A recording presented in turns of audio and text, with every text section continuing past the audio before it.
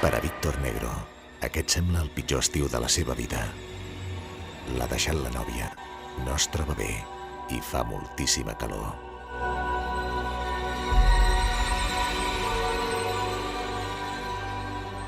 Però quan la gent del seu voltant comenci a comportar-se de forma estranya, haurà de prendre una decisió. En qui pot confiar?